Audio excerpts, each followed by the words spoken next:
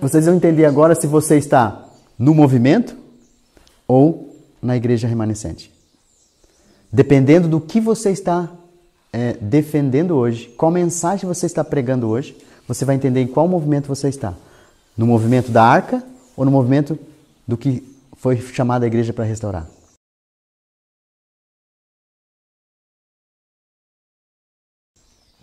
Vocês entenderam que tudo foi restaurado até 1844? Só faltou 3 coisas. Olha só, se você tivesse algo para guardar, vamos pensar num detalhe aqui agora. Imagine o globo terrestre. Se houvesse um país no globo terrestre que biblicamente é considerado um país santo ou separado, que país seria esse? Biblicamente? Israel. Se Israel existisse uma cidade que fosse separada e considerada, entre aspas, santa, que cidade é essa? Jerusalém. Se em Jerusalém existisse um local onde fosse mais santo que Jerusalém, que lugar seria esse? O santuário. Se no santuário existisse um compartimento mais santo que o próprio santuário, que compartimento seria esse? O Santíssimo. Se no Santíssimo existisse um móvel que fosse mais santo que o lugar santíssimo, que móvel é esse? Se na arca existisse algo que fosse separado dentro da arca, que fosse mais santo que ela, seria o que seria?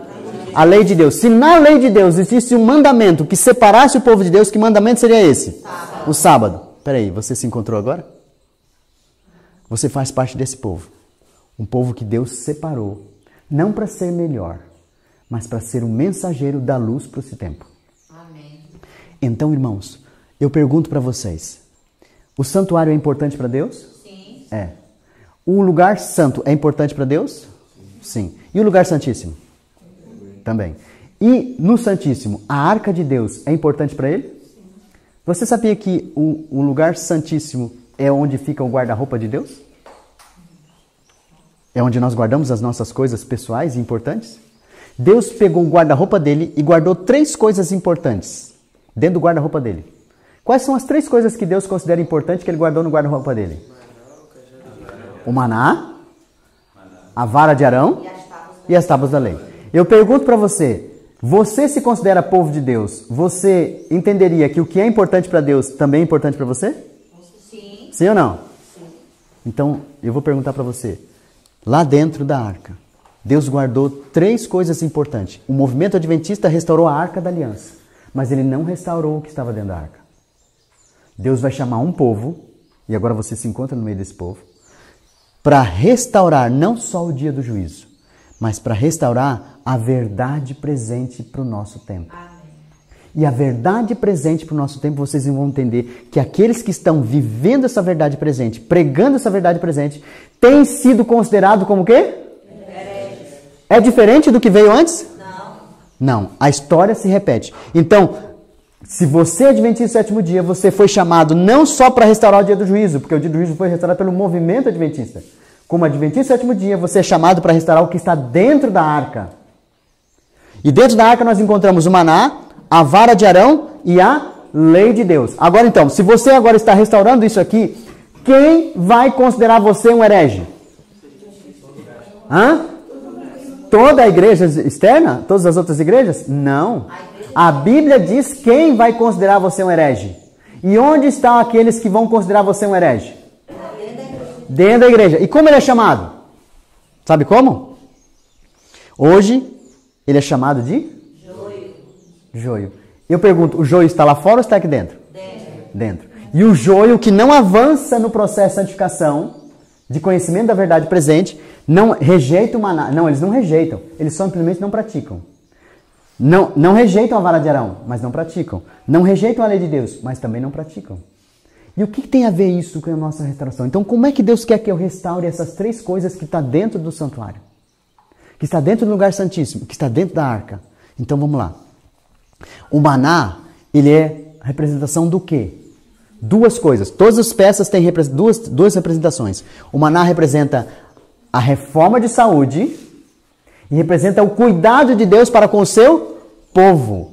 Deus não cuidou do povo no deserto, não dava alimento para eles, então representa o cuidado de Deus e a reforma de saúde. Eu pergunto para você, hoje tem pessoas que praticam a reforma de saúde na igreja ou não?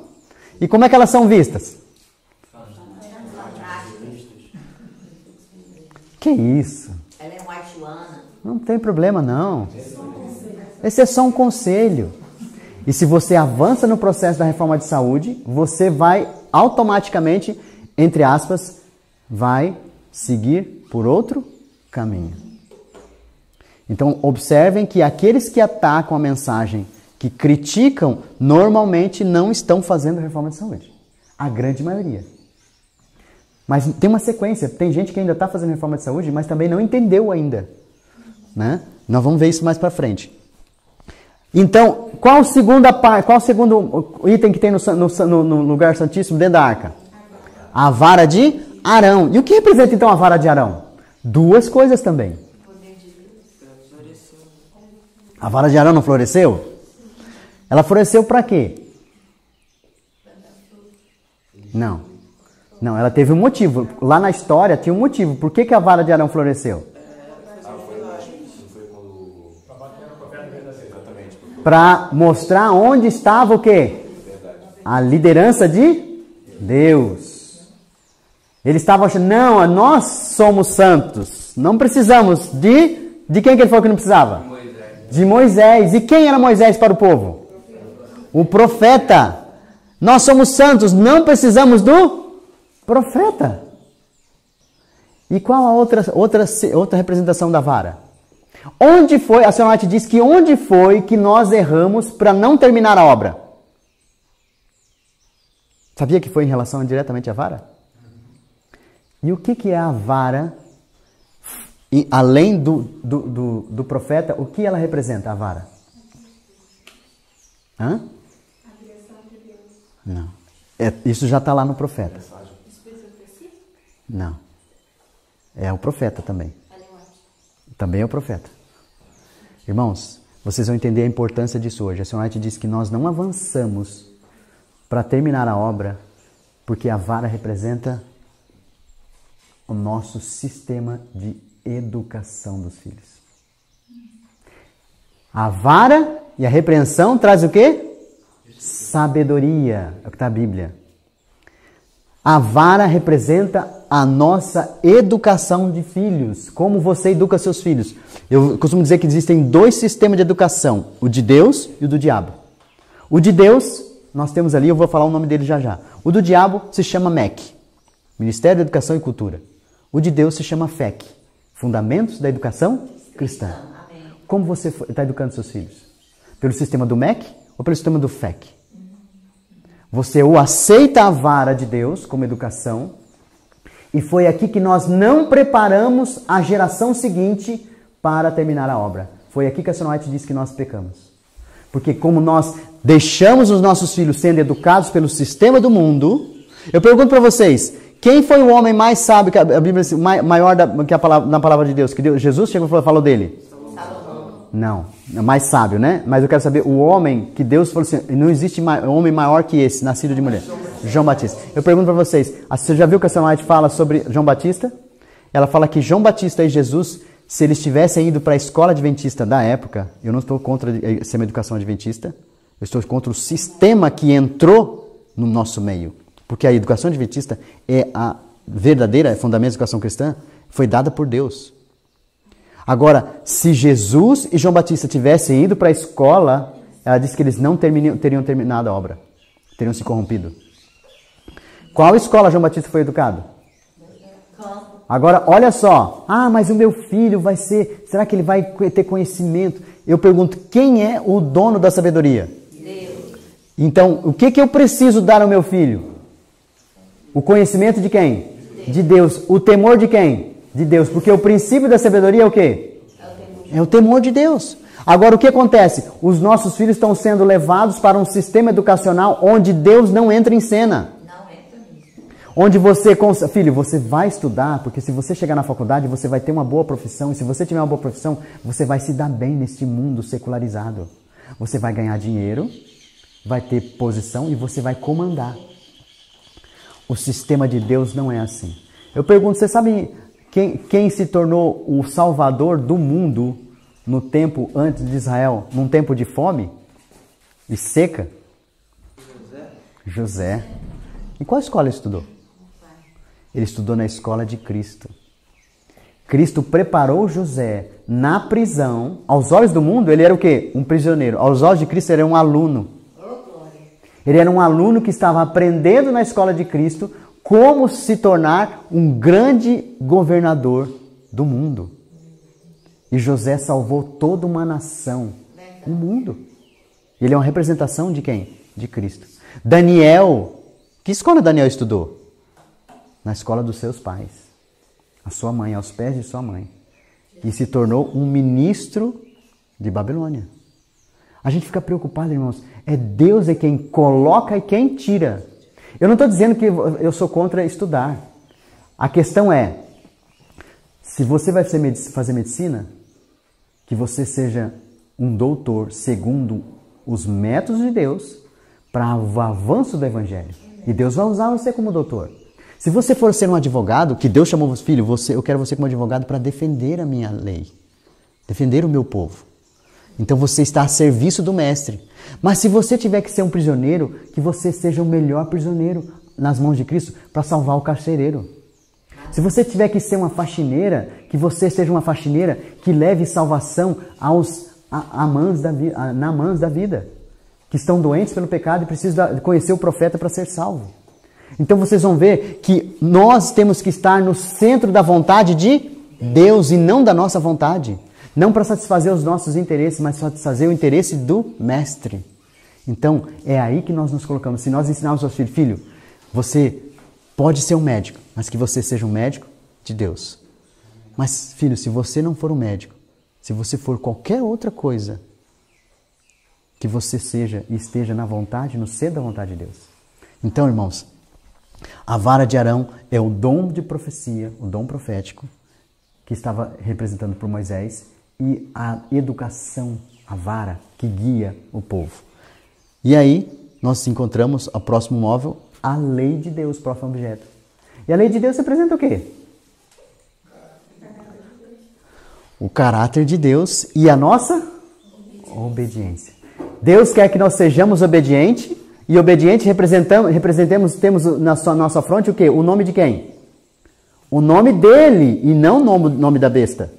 Ou seja, Deus quer que nós tenhamos o seu caráter, o seu selo, que é o caráter de Cristo em nós. Então, Deus quer trabalhar em 3 áreas da nossa vida.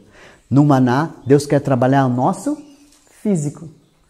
Na vara de Arão, Deus vai trabalhar a nossa mente e o nosso intelecto, para que o nosso físico, sujeito à nossa razão, mente e intelecto, possa então ser transformado no caráter e na vida espiritual, que é a lei de Deus. Veja as 3 áreas que Deus quer trabalhar conosco. Agora eu vou perguntar para vocês. Quem é essa sujeita aqui? Você quem? Eva. Ah, Eva. Quantas tentações teve Eva lá no Éden? Uma? Tem certeza, irmãos? Eva teve 3 tentações no Éden. Vocês vão conhecer essas 3 tentações já já. Mas vamos ver a lógica. Eva teve quantas tentações? Antes do pecado. Eu vou fazer uma pergunta para você. Não, deixa para lá, depois eu vou falar na outra vez. Esse grupo aqui quem é? Daniel e seus amigos. Quantas tentações e provas eles passaram? 3 provas. Vamos para o próximo. Quem é esse aqui? Jesus. E quantas provas, tentações ele teve? 3 lá no deserto. Vamos dar uma olhada. Vamos olhar nas tentações. Vamos começar com Eva. Primeira tentação de Eva, qual foi? O apetite. Come, Eva. Gostoso essa fruta. E eu falo para vocês. Vocês vão entender já já isso aqui. Abra a Bíblia lá em Gênesis e acha para mim Gênesis 3. Deixa aberto aí, não vamos ler agora não. Já já a gente vai achar. Acha para mim aonde foi o que Deus falou para Eva. Alguém acha para mim o que Deus falou para Adão e Eva sobre as árvores da ciência do bem e do mal. E acha para mim o que Eva falou para a serpente. 2,17 é o que Deus falou, não é? Então deixa aí 2,17, então a Fabiana vai ler. E o que Eva falou para a serpente? É Gênesis 3:3. 3:3. Então a Mayra vai achar Gênesis 3:3. Deixa aí. Então olha lá, agora presta atenção aqui. A primeira tentação de Eva foi o quê? Apetite. Come. Olha que fruto lindo, maravilhoso, gostoso.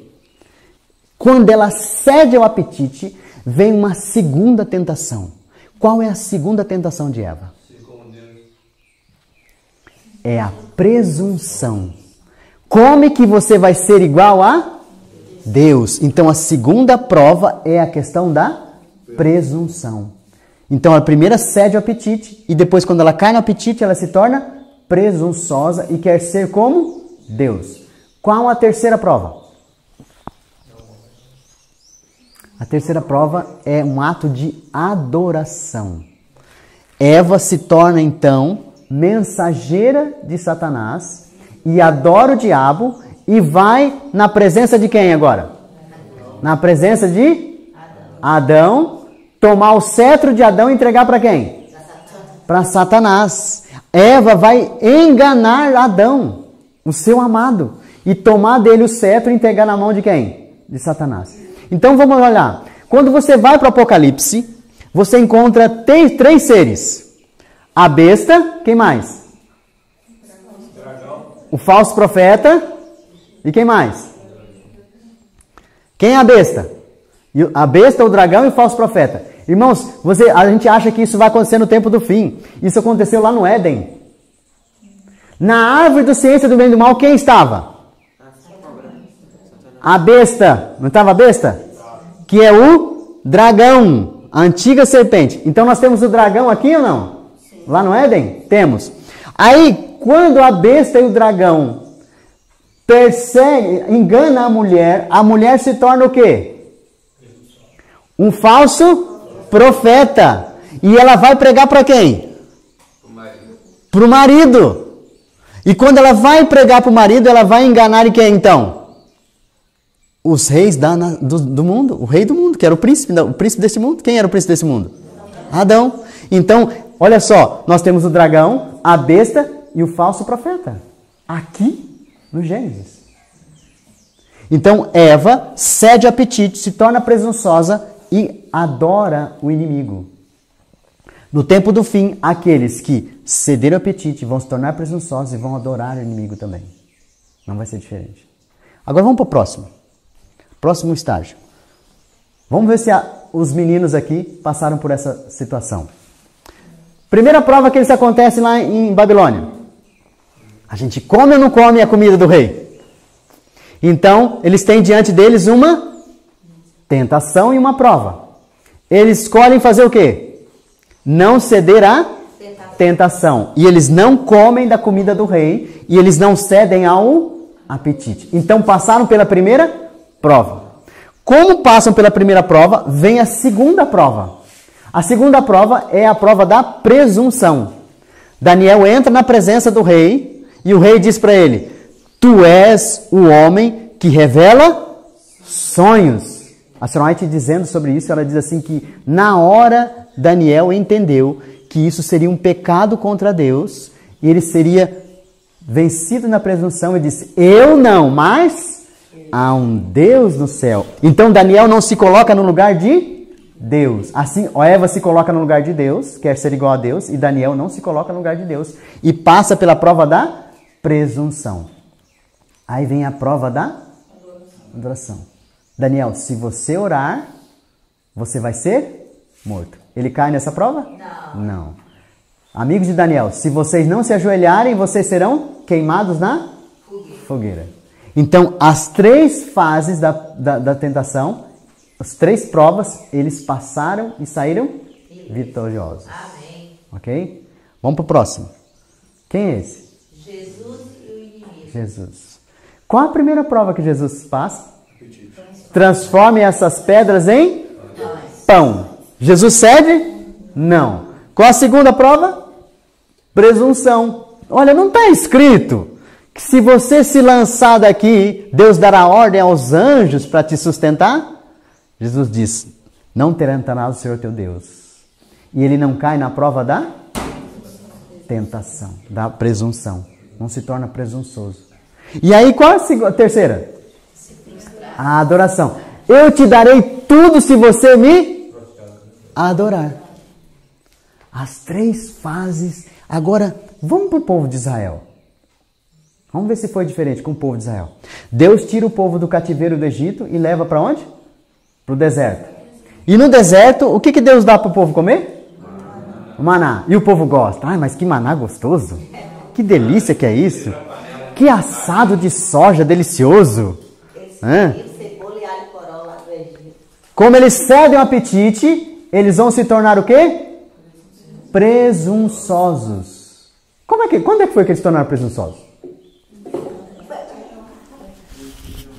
Quando eles disseram, nós somos santos e não precisamos do profeta.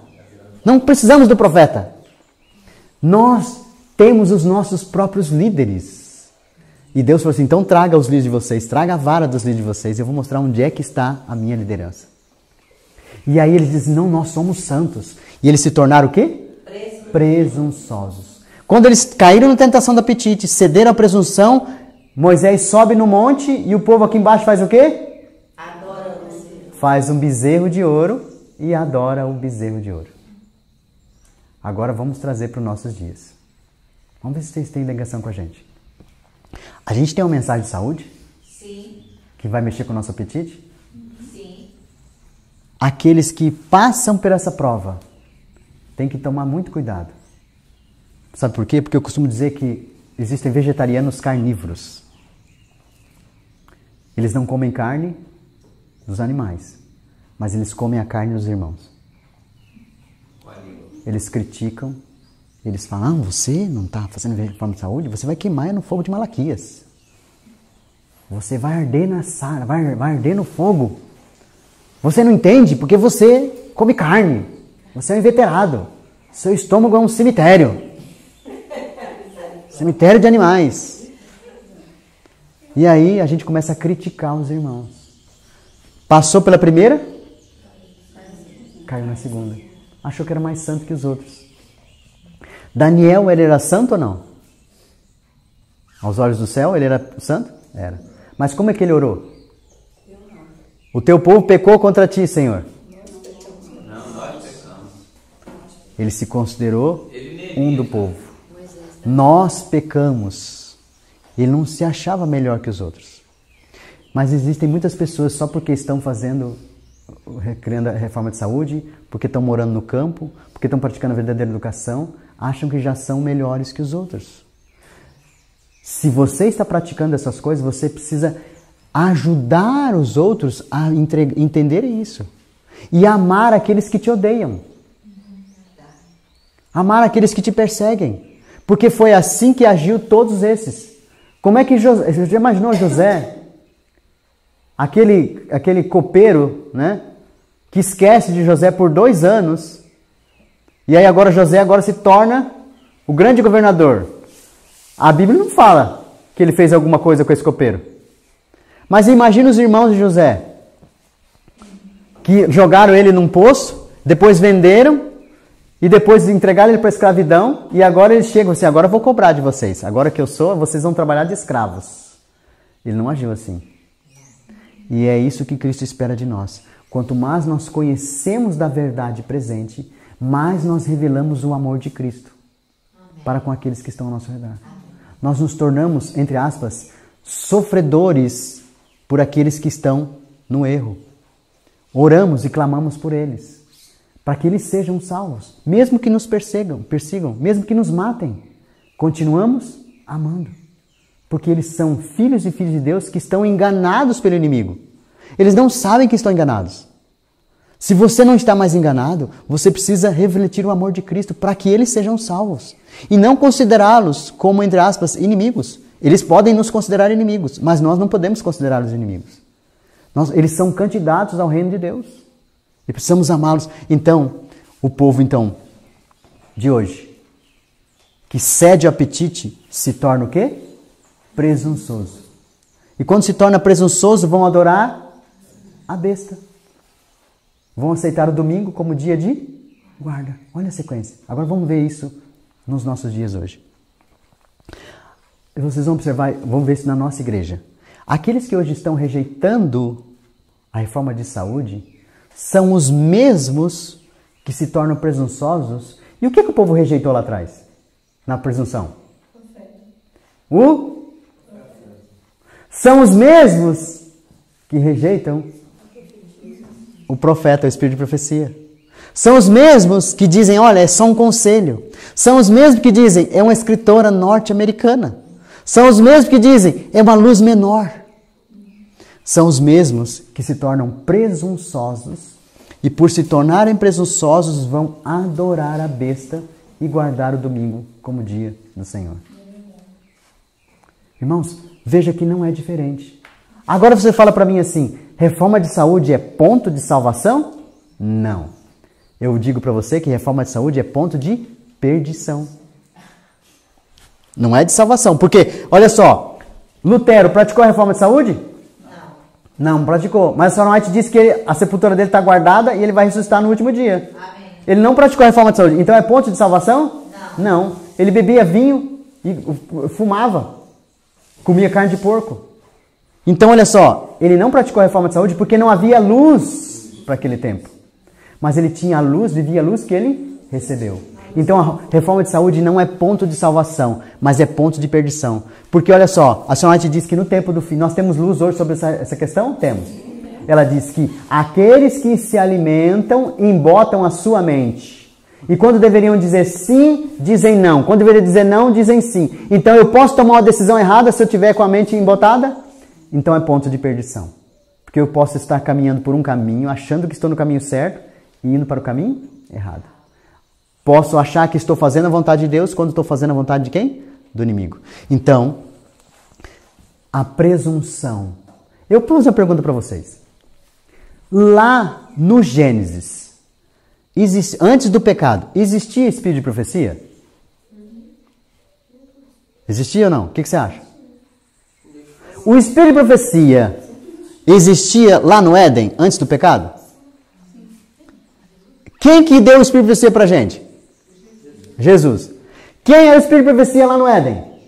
Jesus. E quantas páginas tinha o espírito de profecia? Quantos livros? Tinha só uma página. Jesus chegou e falou assim, olha, eu vou dar para vocês o espírito de profecia. Ele chegou para Adão e Eva e falou assim, ó, vem cá, eu vou dar para vocês o espírito de profecia. Olha, eu vou dar para você. E qual foi o livro que Deus deu para Adão lá no Éden? Não. O livro do Espírito de Profecia. Quem falou aí? O grande conflito. Nós temos o grande conflito hoje?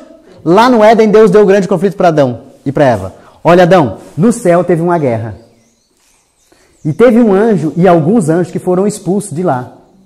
E eles vão vir aqui, e o único lugar que eles vão ter acesso a vocês é nessa árvore aqui. Na árvore da ciência do bem e do mal. E nessa árvore, eu vou pedir para você, Eva, não se aproxime, não se afaste do seu marido. Olha o conselho que Deus vai dar. Aí Deus dá uma mensagem de saúde para eles. Olha, de tudo que tem aqui, vocês podem o quê? Comer como? Livremente. Mas, da árvore do conhecimento do bem e do mal, vocês não comam. Tinha uma mensagem de saúde? Tinha. Então tinha conselho sobre regime alimentar? Tinha. Tinha o grande conflito? Tinha. Tinha o testemunho para a igreja? Tinha. Deus falou assim, olha, está acontecendo isso no universo. Está um grande conflito. Mas cuidado para vocês não serem enganados. Então Deus deu mensagem do grande conflito e o Espírito de profecia para Adão antes da queda. Para eles não caírem. Então, a mensagem, o testemunho de Jesus, o Espírito de profecia, é para nós não cairmos em pecado. Para alcançarmos a vitória sobre o inimigo. Aí, olha só. Eva, então, cai na questão do apetite. E eu quero que a Fabiana leia agora o que Deus disse para Adão e Eva antes deles serem tentados. Qual foi? O que eles disseram? Gênesis 2:17. Gênesis 2:17. Mas da árvore do conhecimento do bem e do mal, dessa não comerás, porque no dia que dela comeres, certamente morrerás. Então Deus chega e dá a mensagem, olha, da árvore da ciência do bem e do mal, dela não comerás, porque o dia em que você comer, certamente morrerás. Aí agora Eva vai dar para a serpente o que Deus disse. e a Mayra vai ler o que Eva vai dizer para... Vamos ver se é igual. Gênesis 3, 2 e 3. Gênesis 3, 2 e 3. E a mulher disse à serpente: do fruto das árvores do jardim podemos comer, mas do fruto da árvore que está no meio do jardim, disse Deus, não comereis dele, nem tocareis nele, para que não morrais. Uau! Eu pergunto, o que Deus disse? Está igual o que Eva disse? Não. Então, qual foi... Olha só, irmão, para vocês entenderem. Quando Eva cedeu o apetite, ela interpretou o espírito de profecia de forma equivocada. Não foi o que Deus disse. Ela foi além da norma. Não foi? Por quê? Porque ela acrescentou algo que Deus não disse. O que Deus não disse? Não tocar. Mas ela não começou com toda a verdade? Olha, Deus falou pra gente não comer, pra gente comer de tudo que tem no jardim. Isso é verdade? É verdade. Falou pra não comer desse fruto e nem... Mas Deus falou pra não tocar? Não. Então, Eva interpretou de forma equivocada o espírito de profecia. E como ela cedeu ao apetite, se tornou presunçosa, interpretou equivocadamente, ela adorou o diabo. Agora vamos para Daniel. Vamos ver se aconteceu isso com Daniel. Daniel cedeu ao apetite? Não. E aí o rei teve um sonho. Os magos vieram interpretar o sonho. Como é que chamam? Os sábios do rei. Conseguiram interpretar? Não. Eu pergunto, os magos praticaram a reforma de saúde? Não. Interpretaram de forma equivocada. E Daniel vem e dá a interpretação correta. E ele não cede à adoração. Vamos para Jesus.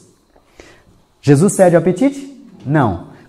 E ele interpreta o espírito de profecia da época e a palavra de Deus de forma correta. O inimigo tenta apresentar para Cristo uma outra interpretação, mas ele não cai nessa interpretação e não cede à adoração. Vamos trazer para os nossos dias?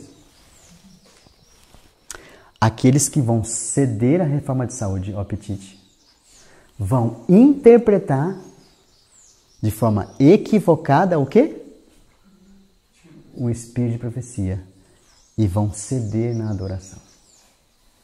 Vocês estão entendendo que a reforma de saúde, ela vai mexer diretamente na nossa compreensão da palavra de Deus?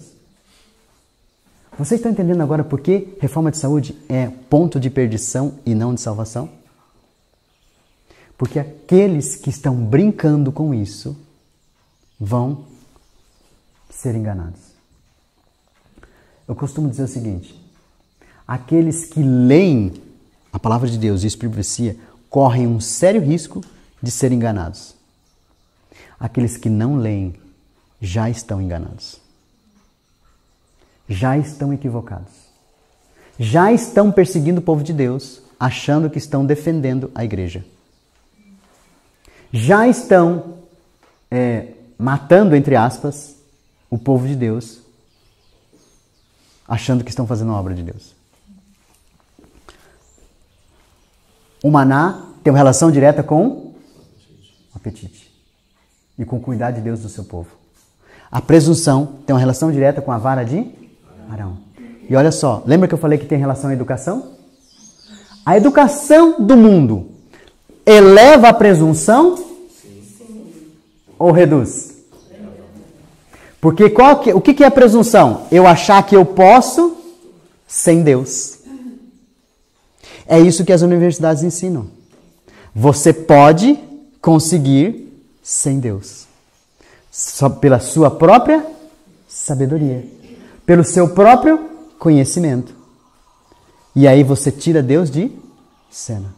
Irmãos, a maioria dos filhos, jovens e adolescentes, estão hoje fora da igreja porque os seus pais fizeram este plano para eles sobre educação. Você quer ter um filho escravo, mas no reino de Deus? Ou você quer um doutor no reino de Satanás?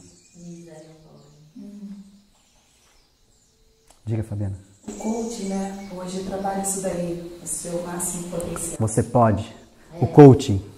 Você pode. Você consegue. E o pior, estão colocando isso dentro da igreja como uma ideia, como se diz, de crescimento espiritual. Isso é o engano mais terrível de serpente. Tem engano de serpente. E muitos estão seguindo por esse caminho. Você pode, você consegue. Tem algo dentro. Aquela mulher que fazia o Mais Você lá, sempre todo dia começava com isso, com coaching. Você pode, menino, você consegue, levanta dessa cama, vamos lá. Ideia de serpente. O foco no homem ao invés do foco em Deus.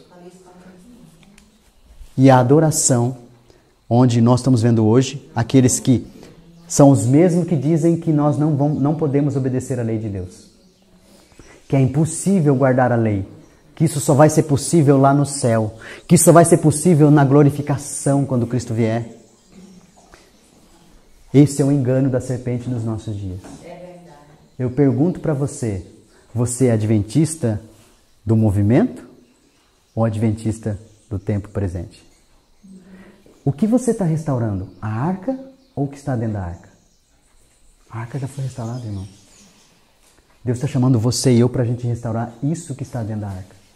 E se é importante para Deus, e Ele guardou dentro de um compartimento separado e especial, deveria ser importante para os filhos de Deus?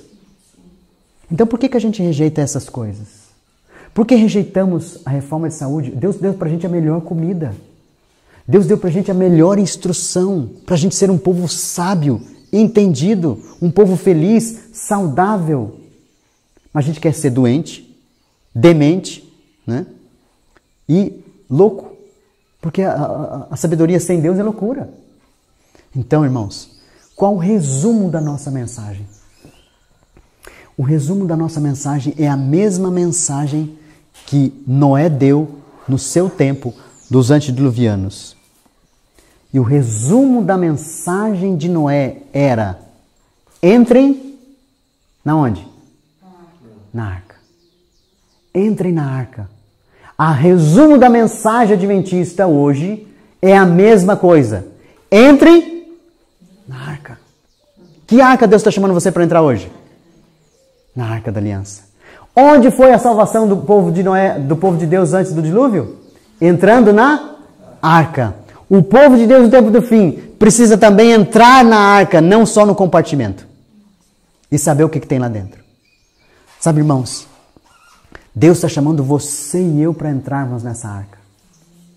Agora, onde está o caminho de Deus? A Bíblia diz que o teu caminho, ó Deus, é onde? No santuário. Deus está chamando a gente para andar. Você quer seguir os passos de Cristo? Se você quer seguir os passos de Cristo, você precisa entrar com Ele dentro do santuário. E Deus elaborou então um plano perfeito. Um plano para a nossa salvação. E esse plano perfeito passa pelo santuário. Como é que esse plano acontece? Como que ele realiza dentro da nossa vida? E qual caminho nós estamos seguindo? Querem saber?